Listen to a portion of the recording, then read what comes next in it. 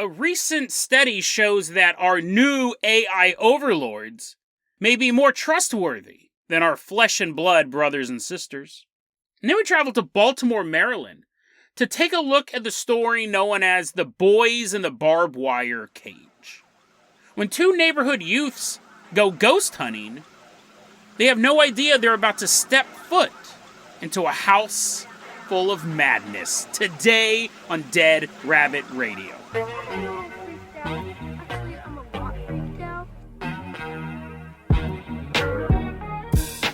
Hey everyone, welcome back to another episode of Dead Rabbit Radio. I'm your host, Jason Carpenter. I'm having a great day. I hope you guys are having a great day too. I hope you guys are having tons of fun doing what you're doing. I hope you guys got some good plans for the weekend coming up. It's going to be sunny. If you live where I live, I can't guarantee the weather where you're at, but rain or shine, someone who's always been a longtime supporter of the show walking into Dead Rabbit Command right now is one of our legacy Patreon supporters. Everyone give it up for Vieselhorn. Woo! Everyone give a big round of applause. Vieselhorn comes walking in. Yeah, dude. I don't know why that sounded weird. That sounded a little pervy. Vieselhorn, you're going to be our captain, our pilot this episode. If you guys can't support the Patreon, I totally understand. Just help spread the word about the show. That really helps out a lot. Vieselhorn, let's go ahead and toss you the hair hang glider. We're going to jump off the tallest point of Dead Rabbit Radio. We're going to glide right into the metaverse.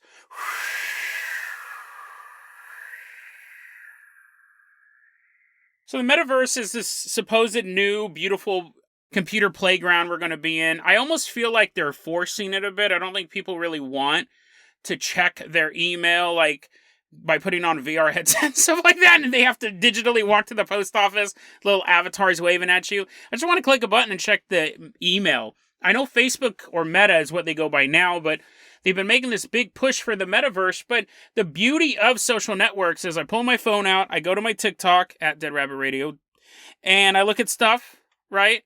And then I'm done. If I had to put on goggles and gloves to go to TikTok, I'm not going to go to TikTok. If I have to do anything other than pick my phone up and press a button, imagine doing Farmville, but you actually have to walk across the farm. You're on old school Facebook, and you're like actually having to virtually pick up turnips. It's just not going to work. I really think it's a fool's errand. But the metaverse is coming, whether we like it or not. I mean, we don't have to use it, and it could collapse. It could be a huge flop. But coming out of the metaverse, we're having all of these thought pieces. And I read this really interesting one. This actually, metaverse or not, this article has really profound implications for the world going forward. We're in the metaverse, we got our digital avatars, but even if we're not in the metaverse, this is some crazy stuff. There's a website called VentureBeat, and there's an article written by Louis Rosenberg. He wrote an article called Get Ready for Your Evil Twin. Really interesting piece. Thank you, Louis, for writing this. What he points out is that earlier this year there was a study done that showed that AI technology has become so advanced that they did a study where they were showing people photos of real people and then photos of AI-generated people. And showing enough of these photos, they discovered a couple things. The study discovered a couple things. One, people can't tell the difference anymore between a very well-refined AI-generated, this person does not exist type of photo, which we've talked about that website before, and when you're looking at this photo, this person never existed. Now, every so often there's a glitch, there's a hideous glitch sometimes in this thing, but for the most part, I could use these photos as avatars for social networks, and you would never know that this person did not exist. It's just a face. And this kind of skips over the whole uncanny valley effect, because with the uncanny valley effect, that usually works with things that are in motion. You notice something's wrong with the way the lips move, you notice something is wrong with the way the eyes work, and it makes you go, oh, that's so realistic, but it's too realistic. It's making me sick to my stomach. That's the uncanny valley effect. But as far as a still photograph, they did this big study, and people cannot tell the difference between the photograph of a real person and the photograph of an AI person. And that's not a huge problem, right? We have had issues of people having social accounts, like social network accounts, using fake photos and people thinking that they're real. But, you know, that's like identity theft type stuff. It's harmful, but it's not game-changing. However, this study also showed that, this is weird, no one expected this. The participants in the study were asked to rate the trustworthiness of the people in the photos. And by a significant margin, the AI-generated photos were rated as more trustworthy than the photos of real people. Now that's dangerous. That's dangerous if they couldn't tell the difference, but something in someone's mind goes, but I don't trust that. I don't know why I don't trust that picture, but I don't. And that turned out to be the AI picture. That would mean there was something in our monkey brain that was still detecting something's wrong. But it's the opposite. People are viewing the AI photos as more trustworthy. And what Louis Rosenberg is saying is that he said this in a previous article. He goes, you are going to see, as we now have this still photographs that look just like real people, and you can't tell the difference. He goes, you'll eventually start to be able to manipulate those in a way that skips over the uncanny valley effect. So you can have the movement, and people won't be able to tell that's a digital person. He goes, that's coming. And he goes, this is what ad agencies are going to do. Even before this study came out, he predicted that ad companies are going to start doing commercials with digital people because you won't be able to tell the difference, and they're super cheap. Right? You don't actually have to pay an actor. You'd have to get a voice actor. You couldn't have like some Rosie the Robot voice, come and buy more detergent. You'd have to have a voice actor, but it's cheaper, it's faster, and now with this study, these ads would be more trustworthy. Now, why they're finding the AI people more trustworthy, they weren't able to really come to a determination on that, why they do. But I think if you, I actually couldn't, I've been thinking about that too for the past couple of days. Like, is it because when you're creating an AI picture, you're creating a perfect person? But these people don't look like angels, right? They don't look like these divine beings. They just look like normal people, but for whatever reason we see it. Maybe, actually, here's a theory, throw on our conspiracy caps. Maybe because when we look at other humans, we know humans are prone to sinning or doing things wrong or having malicious intent. But when you see an AI who was just breathed into life digitally, they never existed before the moment that photo was printed, maybe something in our brain goes, that person's never sinned. Because they didn't. Like, we don't realize that's not a real person, but we know something about them is Buddha-like. They've never sinned. They've never wanted. They've never lusted. They've never done any of these things. So that's my own theory that I just came up with about a minute or two ago, but I have been thinking about a while why that would be. But anyways, he goes, you're going to see advertising with digital actors. Because why not? It's going to be super cheap, and you can make the actor look exactly like the audience you're going for, instead of having to cast people, and you go, well, he's not really the right fit, but he's cheap. Just hiring these bums off the street to sell Cheetos. So he predicted that was coming down the pipe, but he goes, now that you have this study showing they're more trustworthy, and it's just going to accelerate that. Ad campaigns are going to want to go for this, but he's talking specifically about get ready to meet your evil twin. He said, as we move, this is fascinating, he goes, as we move into the metaverse, everyone's going to have an avatar, and what happens is you're going to be used to having a certain digital meeting space for your company's meetings. So you walk in, and you're sitting. I mean, again, it just sounds such a nightmarish world. I'm going to put on headsets and gloves and walk into a room and then just sit down and drink digital coffee and listen to my boss drone on and on about sales reports and stuff like that. Or, I mean, I could just imagine we're all sitting around the table drinking real coffee, but we have on headsets and gloves and the boss is actually saying that. But in the digital world, he's a zebra or something like that. He goes, what's going to happen is you're going to have AI imitate people you know. He goes, as the AIs become more complex, you're basically going to have bad actors disguising themselves as avatars that you know of. He says the reason why it's going to be worse online is for a couple different reasons. He goes, one, what's going to happen? Online, the people who market to you online already know everything about you. They know all of your wants and desires. They know your Google search history. They know your phone's constantly picking up conversations and creating buzzwords and everything like that. And we give them permission to do this because we want access to their free services. They're constantly spying on us, and they use that information to market to us. Now, imagine you have that coupled with a digital salesperson appear online. Let's even keep it without like the identity theft. We'll get to that in a second. But let's say you're going to go buy a car. You won't be talking to just a blank screen. You'll be talking to a digital representation of a salesperson, and because he's an AI, the AI will simply look like a more trusting person. The image of that avatar will be designed to be someone that we would trust, because it would be able to scan all the information about you and develop an avatar that looks like someone you would trust. And they said we'll get to the point where your webcam will probably have to be on for some of these services. Some of the most of them, I assume they'll just start putting in the thing. You got to use your webcam as you're sitting there, as a salesperson's talking to you, and you're like, and you're kind of changing your expression when they say a certain phrase. Your eyes kind of go to the side, and you're thinking, that doesn't sound too good.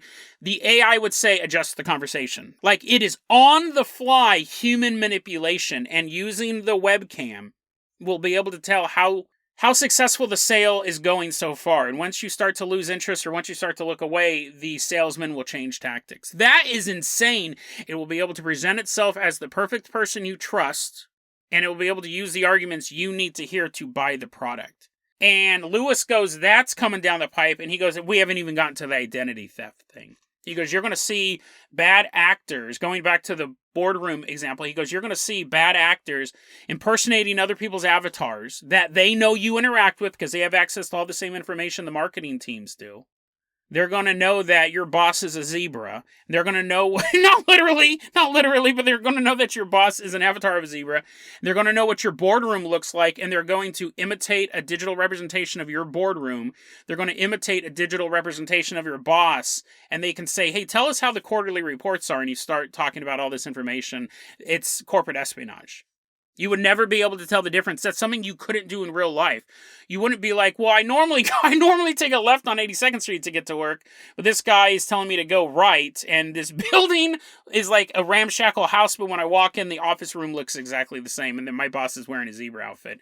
So those two things click. Like, you would know that. He goes, you'll see people doing digital representations of banks. You go to the bank. In the metaverse, you end up going to the wrong bank. This is so weird, and it's almost kind of...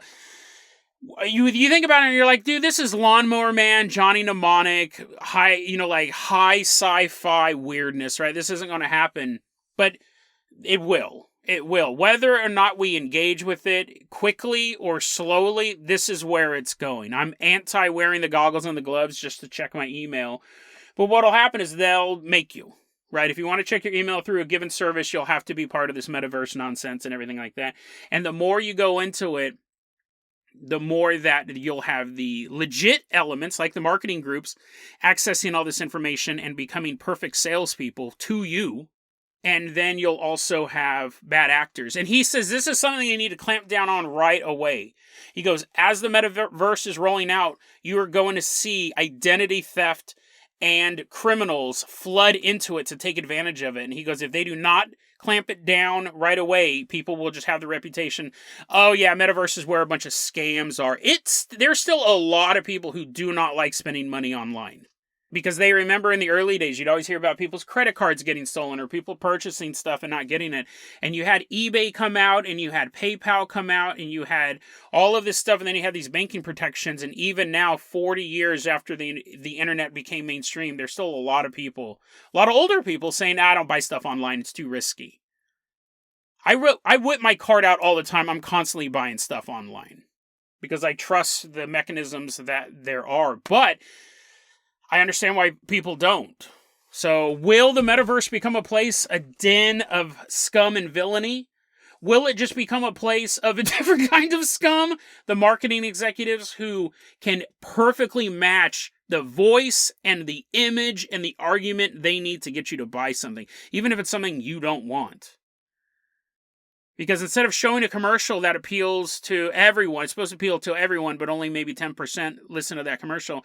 If I am flipping through my phone and there's an attractive girl show up in a tennis outfit, if I'm flipping through TikTok and that image appears, I stop and I watch that video. And if she turns to me and goes, have you thought about refinancing your mortgage? Well, see, that's the thing. You wouldn't ask. That would be a waste of time because I don't have a mortgage. But she could go, Jason, have you ever thought about buying new shoes? And of course I have. Of course I have, magical tennis woman.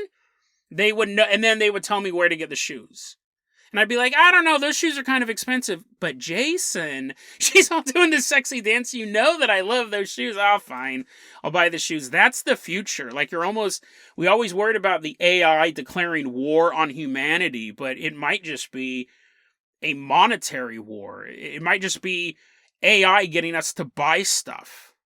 Not this huge Terminator 2 future, but this kind of mundane world where whenever these perfect marketing bots show up, crazy world. And again, I never even thought about any of this stuff. So thank you, Lewis. That was a great article. Really, really enjoyed it. And I wanted to segue into this really, really quickly. It's a fascinating story. I've been following it for about 2 years now, and I'm going to try to cram it into just a few minutes. The Hollywood Reporter's done a really good, that's a website, a magazine.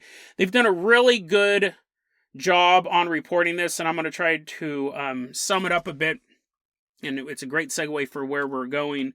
Wieselhorn, let's go ahead and toss you the keys to the Jason Jalopy. We're leaving behind the metaverse. We're leaving this digital realm. We're headed all the way out to Indonesia. The article, I really recommend reading the article. They're going to go in a lot of detail, but it can be summed up pretty quickly. For about 5 years, there was this super interesting scam that targeted people in the movie industry. And this is because this shows how the technology, as of now, really this started back in 2015, just using the technology of scrolling through social networks can change people's lives. What would happen was you would have stuntmen, you would have makeup artists. This affected writers and actors and photographers and all these different trades within the Hollywood machine. And it was usually people who weren't just starting out their career. They were kind of about like in the medium realm. These weren't like people who were trying to break into Hollywood. These are people who already had some access in the industry, but they weren't top tier talent either. What happened was you would have someone, take, for example, a stunt man, a stunt worker, stunt coordinator would be the term. They would get an email from Amy Pascal. She was the head of Sony Films for a while. She was the one who was greenlighting all the Spider-Man stuff and Men in Black and the Ghostbusters reboot and all that stuff. You get an email from Amy Pascal, very, very powerful person in Hollywood. And they would say, hey, I really like your work. I've seen some of your stuff. I would like you to work as a stunt coordinator on a Marvel movie we're going to be shooting in Indonesia. Would you be willing to do that? Yeah, sure, but you think that, although this is Amy Pascal's name and you would know who this was, you think it might be a scam, right? But these emails have a phone number listed on them. And you call the phone number and Amy picks up. You talk to her and she's like, yeah, I want you to be a stunt coordinator for this movie we're shooting, da-da-da-da-da. And you would fly out to Indonesia, and you would start doing the work there. The stunt coordinator was told to travel around these parts of Indonesia, look at the locations, see, what they could do there. And they were told to use specific services like, oh yeah, when you get there, use this taxi cab service, and then you might need to charter a private helicopter to get there, use this place, and use this place, and use this place. And the way it works is that you pay for everything up front, but you'll be reimbursed for this. Now, you're talking on the phone to Amy Pascal, and her email looks legit, her website looks legit, everything seems normal. So you fly out there and you're spending money up to, this one guy got taken for like $70,000. Spoiler alert, it wasn't Amy Pascal. And this person also imitated Kathleen Kennedy and the boss of Paramount at the time, Sherry Lansing. And this person would imitate very powerful women and known women in the movie industry and reach these medium level artists and have them fly out there, spend tens of thousands of dollars. They're going to get reimbursed. And then all contact ceases. And the feds had been working on this case for years. Because obviously they'd go and they'd talk to Kathleen Kennedy. Kathleen Kennedy's like, I have no idea what you're talking about. I'm not sending people out to Indonesia to do this stuff. This goes on and on and on until finally, in 2020, the police arrest Hargobind Talaramanani, a 41-year-old Indonesian man. Imitate these women's voices. People actually thought they were talking to these powerful women in Hollywood. And when you get ripped off like that, a lot of people are super embarrassed. They don't really disclose it right away, but enough of them are going to the police. The police opened this investigation. And the reason why he knew to target these people was because he just followed them on Instagram. He would look for stunt coordinators. He would go on Facebook and look for people who are Hollywood makeup artists. He'd go to IMDb pages and find these people and find the perfect targets and then shoot them an email. And this guy made hundreds of thousands of dollars doing this. The people on the ground, the people running the taxi companies and the private companies, they weren't part of it. He was running all of these scams, and it was this dude, he's 41 years old. He had a history of writing like bad checks. He did some prison time for embezzlement.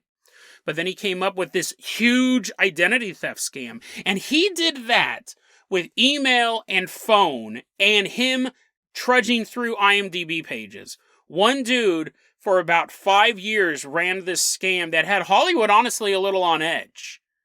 Because you don't really know who you're talking to. You'd want to make, you're like, let's put on our VR headsets. I need to see you in that zebra suit, Kathleen, to know it's you. If one dude can do that for 5 years and get away with it, it was weird. At some point, he was having phone sex. At one point, some of the people was like, yeah, it was really weird. Kathleen Kennedy started talking real sexy to me late at night. And I was like, this is a little odd. But if one guy can do that, can trick all of these people just with that basic amount of information, imagine what an AI could do who knew everything about you. And would know when you were about, like, you start Googling identity theft. You start Googling stuff like, can I get my money back from a fraud? And then that's when the bot could show back up and be like, hey, I know that, I haven't talked to you in a while, but we got a brand new thing. Here's a couple $1,000. Sorry, I haven't. And you could keep the scam going because it has access to when you're Googling. Imagine as you're Googling contact number for FBI fraud unit, your phone rings. And you look over and the caller ID is Kathleen Kennedy and you pick it up. Because the AI, if an AI was running the scam, it would know what you were searching for. It owes you $10,000. It gives you $2,000 as I'm sorry, yeah, but here, I'll just send $2,000 right now because it's all stolen money anyways. The AI version of this scam would be unstoppable. Terrifying world. And I've talked about this on early episodes. I really do like how I'm really fascinated by technology and true crime and how the police use technology and how the criminals have to keep upping the game technologically wise. That's not a word, but it is now because I said it. And it's just that advancement. Will the police start using AI of their own to troll the internet looking for crimes before they happen? Fascinating stuff. Zebra avatars all around. Don't trust them. Never trust them, zebras. Wieselhorn. Let's go ahead and fire up the Carpenter copter. We're leaving behind Indonesia. They actually arrested that dude in Britain, but he was traveling all over. He ended up having his own like Instagram foodie channel where he's like, look at all this delicious food. Look at all this delicious food I can afford. And he was using stolen money to buy it. We're leaving behind Indonesia. We're headed all the way out to Baltimore, Maryland. I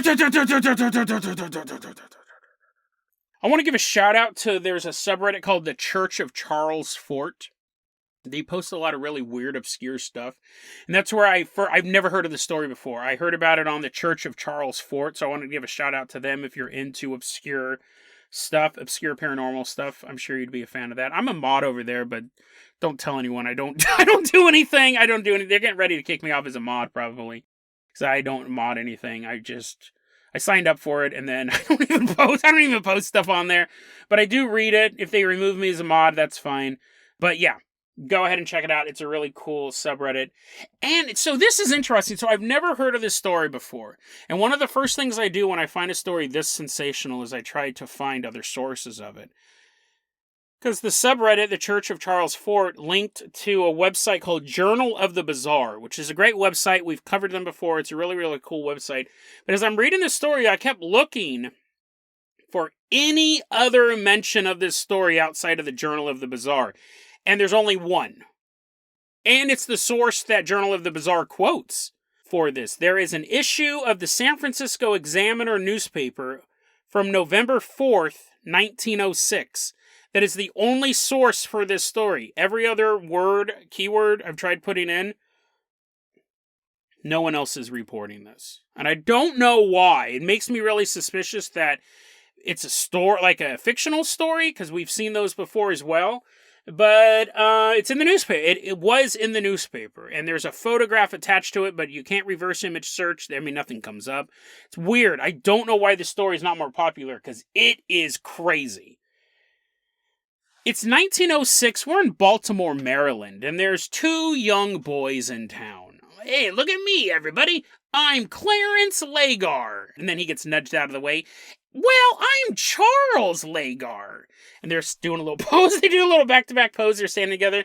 These kids are well-known in the neighborhood. Clarence is not... I don't know if they introduce themselves like that all the time. I don't know if their life is a Little Rascals show, but Clarence is 9, and Charles is 7, and they have 2 other siblings, but, they're lame. Clarence and Charles are who we're going to be following in this story, and they're brothers who love exploring dark and spooky places. Like, who doesn't, right? Like, part of the fear is fun, part of the creepiness is fun, and then everyone knows how brave you are. Yo, it's CNC! The Ligari brothers. I don't know why I've given them all of these monikers. It's just 2 boys in the neighborhood. But apparently they did run with a crew of other neighborhood kids. And like all good neighborhoods, you have a lot of kids hanging out, doing kid stuff, having fun, learning about life. And then you have a dilapidated, spooky mansion in the neighborhood. And in this place, it was called the Baldwin House. It had been abandoned for God knows how long. It was on 28th Street in Baltimore, Maryland. I don't think it's there anymore. I'm pretty sure after this story it was destroyed. But even among the adults in town, it had a reputation of being haunted. People claimed, even though the house was empty, you could hear noises emanate from the house. Squeak, squeak. Squeak, squeak, the floorboard said. Was the sound of a door being opened by no one. And then, what's another sound a house can make? That's the sound of a haunted house when it sets down a heavy load. So people heard noises. I don't know if they specifically heard those noises. The point is, people heard noises from the house. Probably rats scurrying around, right? But then you also see lights move around in the house. Every so often someone would look out and see a light moving around the house. Well, maybe that's an intrepid ghost hunter with a flashlight. It's 1906. Maybe that's an intrepid ghost hunter holding a candle. Going, I just carried this big thing upstairs. But then, occasionally, like those 2 things can be explained, right? Weird lights in the house, someone's walking around with a candle. Weird noises in the house, someone's walking around with a candle, burning themselves. But occasionally, I'll be honest with you guys. I wasn't able to read the actual article from the San Francisco Examiner. It would have cost me like $20, and I don't have $20 to pay to read an old-timey newspaper article. So here's the thing, which I think is so funny. I was only able to find the 2 sources for this story. One of them I couldn't read. One of them I saw like a picture of, and it was like, if you want to read this whole thing, it's like $20 a month. And then I'm reading the Journal of the Bizarre. So I'm sure that the elements in the story are true. I don't know if the San Francisco Examiner said this part, because this is a totally different story at this point. House making spooky noises, fine. Lights being seen in the house, that's standard Ghost 101. And according to Journal of the Bizarre, occasionally when people looked into this house, they saw this deformed freak sitting inside, just staring outside of a window. If I saw mysterious lights in a house, I could probably rationalize that. If I, as an adult man, saw a monster looking at me through a window, a deformed freak, not just a deformed man, or not just a freak, but a deformed freak, the worst kind of freaks, you would go in. You'd call the police, you'd go in with a bunch of cops, you'd find the freak, right? So I don't know if the San Francisco Examiner, this newspaper, is like, and then on lonely nights, sometimes you peered up and saw a freak. I don't know if they had that detail, which I find interesting, but maybe they did. Maybe if you have $20, you can let me know. But deformed freak, lights in the house, sounds. Neighborhood legends, most likely, right? But to the Ligari boys, and really to all the kids in the neighborhood, this was the ultimate test of how brave you were. So one day the Ligari boys with a bunch of other neighborhood kids meet up outside the house, Clarence and Charles goes, you guys are suckers. But me and my brother here, the CCs, they're like, that makes you sound like a bunch of sissies. It's like, okay, forget that nickname.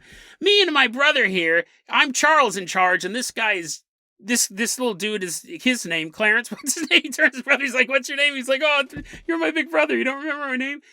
We're the brave ones. We're going to go in this house, and we're going to show all you we're the bee's knees. So they walk into the house.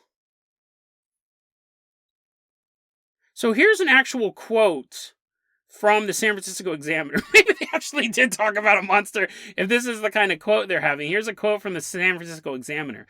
Quote, a few moments later, when the children rushed out of the house with a wild, terrified look, they were dumb. So far as appreciating what was said to them. Never mind, this quote's more trouble than it's worth. This is what happened. I'll put this in normal human words. The two Ligari boys walked into the house, and they were in there for a couple moments, and then they ran out, making guttural zombie noises. And the kids freak out. These two boys, who up until just a couple moments ago were totally fine, walk out, their eyes are rolling around, they're making these horrible sounds. They're idiots. They've become mouth-breathing idiots over the course of just a few minutes. And they said they looked crazed, like there was no other way. They looked like they had become animalistic. When you looked into their eyes, they looked like they weren't human anymore. The neighborhood kids ran away. So now there are these two little boys, one's 9 and one's 7. They're walking down the street, just moaning and lost in their own minds. Something's definitely gone wrong with these kids. Nobody helps these kids. People are sitting there hanging up the laundry. They're like, there go them Ligari boys. They look a little more idiotic than normal, but I'm sure they'll find their way home. They get home and they walk into the kitchen. And the mom looks at them and hears them and she faints. It's like the most terrifying thing. Oh, wait, never mind. Let me check my notes here. The mom turned and looked at them, and she almost fainted. That's different than faints. She almost fainted. She looks, oh, my stars and garters. I think if I was standing there and my two kids came home and they were dumb idiots, I would faint. Right? I wouldn't be like, oh, good thing I didn't faint. Good thing I didn't faint all the way. That wasn't completely shocking to me. The children come home. There's obviously something physiologically wrong with them and mentally wrong with them. It's not like they're just pretending. She almost faints. And what happens at this point is they end up calling the doctor. Hey, I don't know what's wrong with my kids. They're just wandering around. They're just wandering around the house. They can't understand anything we're saying. We can't understand anything they're saying. There's something wrong with them. Like, you look in their eyes and there's actually something not right with them. So over the next couple weeks, these kids, Clarence and Charles, just continue to kind of like walk around the house, and they're incredibly violent. They're like smashing stuff. They're like, Clarence, no, put that down. And they're like grabbing vases. He's like, oh no, we probably shouldn't have borrowed my boss's Ming vase collection this week. They're constantly destroying stuff in the house. These kids are just tearing up the house, and they're visited by a bunch of doctors. And the doctors are all like, we have no idea what's causing this. We don't know why your kids are acting crazy. But at this point, everyone in this area of town has heard of that they had gone into the Baldwin house. Because there was a bunch of other kids being like, I swear on me life, Governor, they were totally normal until they walked into the Baldwin house. And the doctor's like, okay, thank you, street urchin. They figure out, the doctors diagnose, this is awesome. I wish doctors were like this today. Multiple doctors diagnosed them with, they must have went into that house and seen something so scary, they went crazy. Like Cthulhu level cosmic horror. These kids must have seen something so disturbing they've gone mad. Now, that is cool, right? But you would definitely want a second opinion, right? You're like, okay, thank you. But multiple doctors, like, I guess they saw something so spooky. And the kids, so now it's been a couple weeks, and the kids are just destroying the house, and they keep trying to run away. So, remember, they have siblings, they have a mom and a dad. They're constantly having to go and grab Clarence or grab Charles and drag them back home. But then you catch them from running away, and then they're just destroying the house. So you're like, oh. So eventually, like, this was an ongoing issue. Eventually, the police get involved, and they're like, listen, these kids are super dangerous to you guys and to themselves, but they're too young to go to jail. And they go, well, can we put them in, like, some sort of mental hospital or something like that? And that's when the Baltimore Society for the Prevention of Cruelty to Children got involved. And they said no. They were hiding behind the bush the whole time. They waited till someone said that. They pop out, they go, no.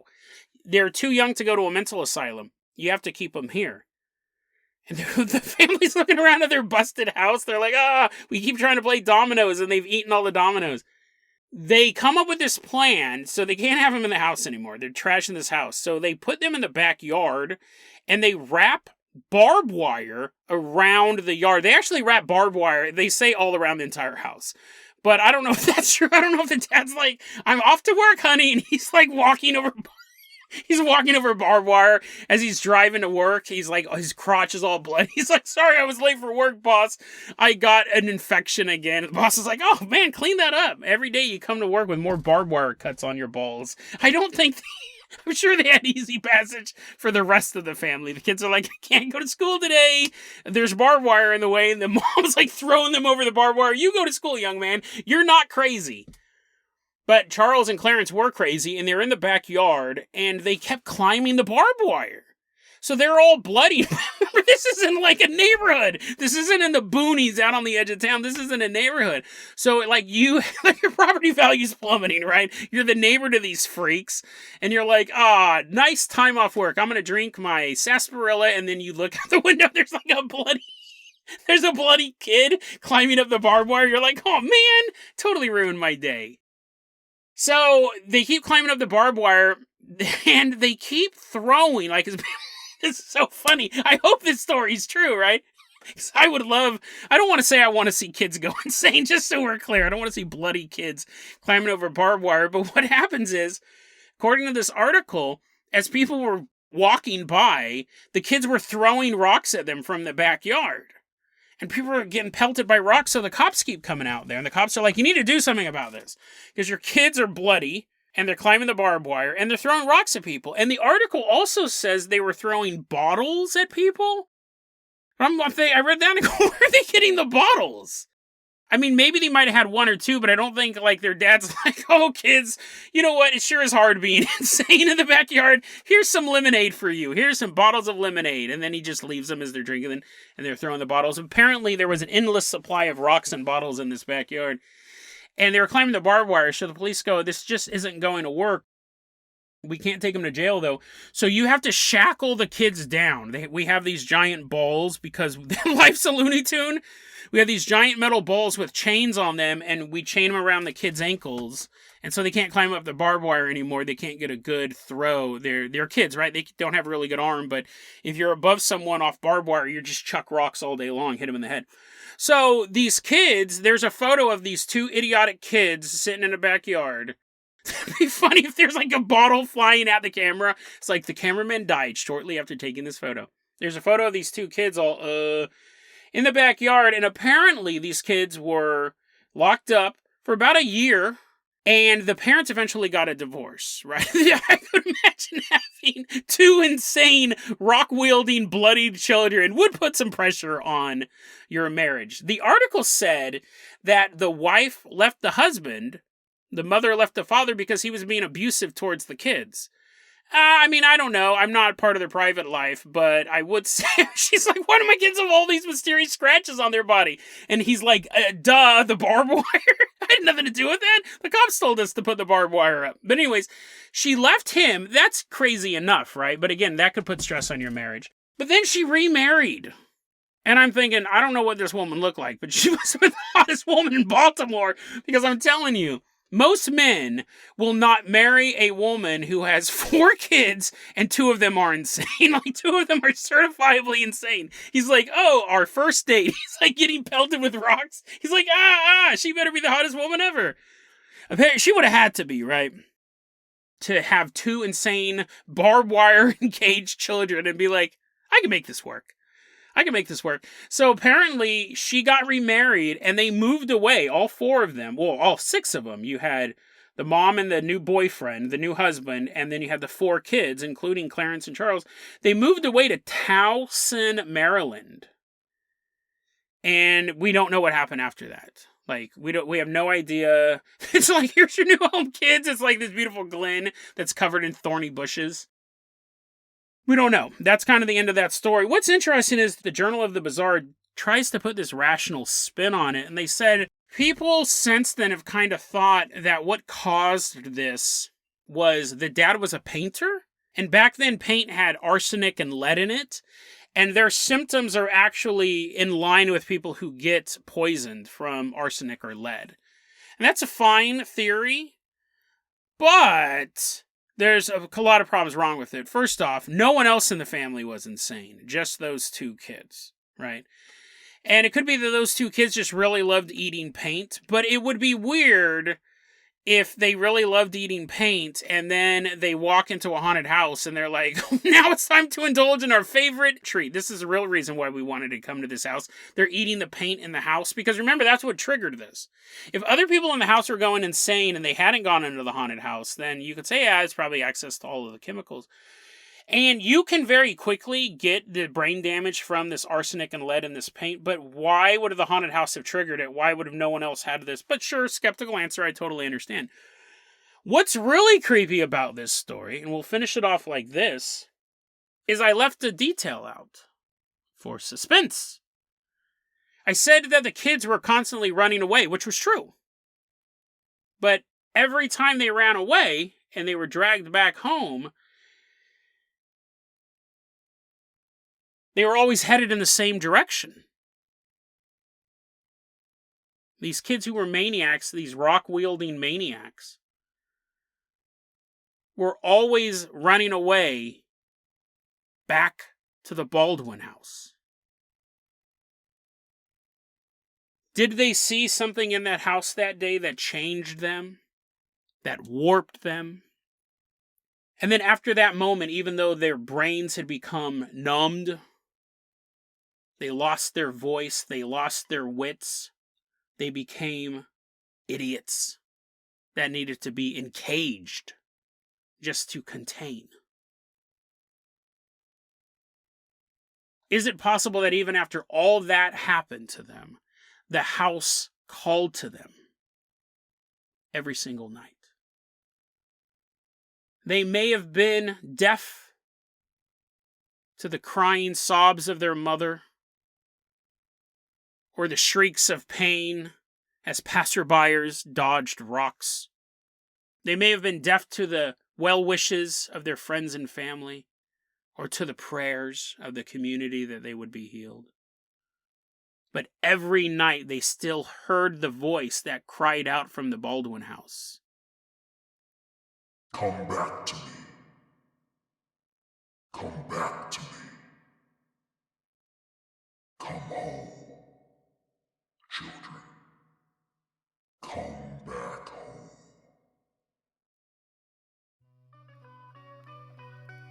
DeadRabbitRadio@gmail.com is going to be our email address. You can also hit us up at Facebook.com/DeadRabbitRadio. TikTok is @DeadRabbitRadio. Dead Rabbit Radio is the daily paranormal conspiracy and true crime podcast. You don't have to listen to it every day, but I'm glad you listened to it today.